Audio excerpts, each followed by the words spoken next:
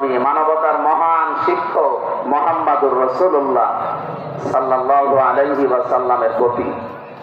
সম্মানিত ভাইরা, যেহেতু তিনটা জায়গায় সম্পদ এবং সময় ব্যয় করলে জবাব দেওয়া লাগবে না, তার ভেতরে এইটা একটা।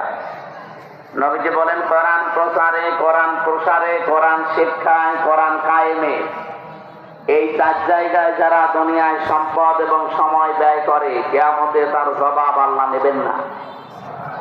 শব্দ বললাম কয়টা? চারটা। বলেন বলেন। শুধু কোরআন শিক্ষাই না, শুধু কোরআন বোঝার জন্য না, কোরআন প্রচারের জন্য না, এটা কায়েম করার জন্য আপনাকে চেষ্টা করা লাগবে।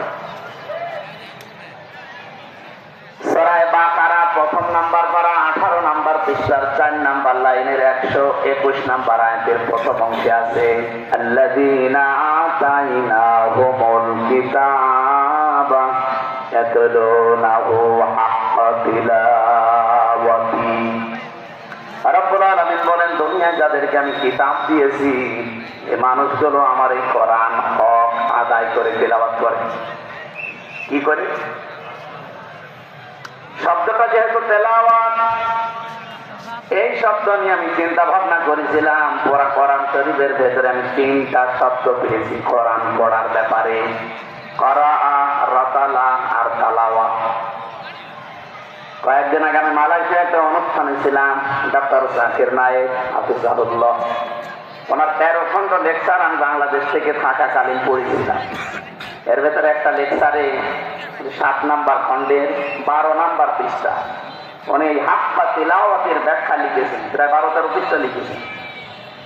আমি যেহেতু যেটা পড়ি ওটা নোট করে রাখি আগে, গুরুত্বপূর্ণ মনে বলে।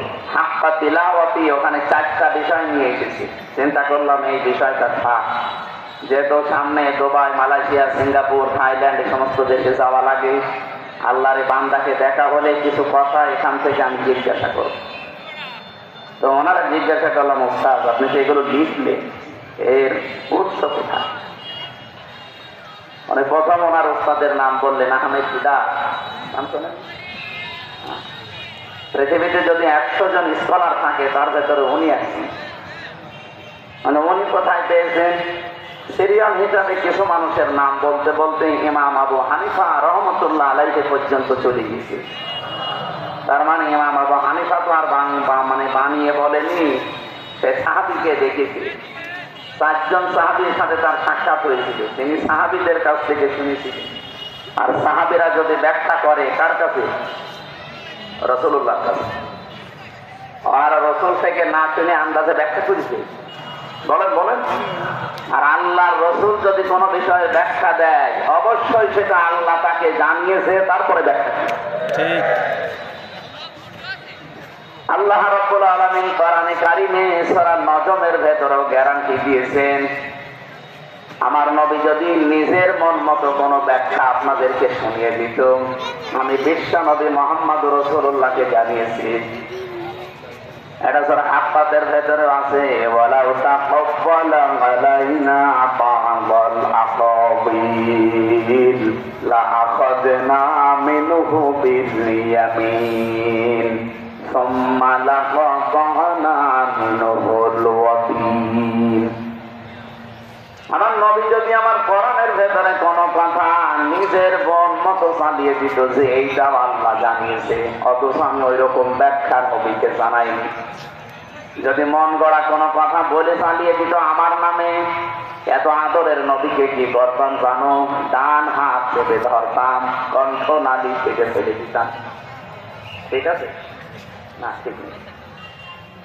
সাধারণ মানুষ নাই হাতে সুবহানাল্লাহ আলহামদুলিল্লাহ বলতে পারে, আলেমরা তো এটা ঠিক বলা ঠিক হয়।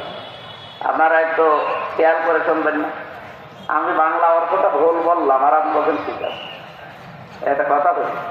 তাহলে এখন থেকে আমি যা ভুল বলবো ঠিক বলবো, সবই তো সুবহানাল্লাহ বলবো।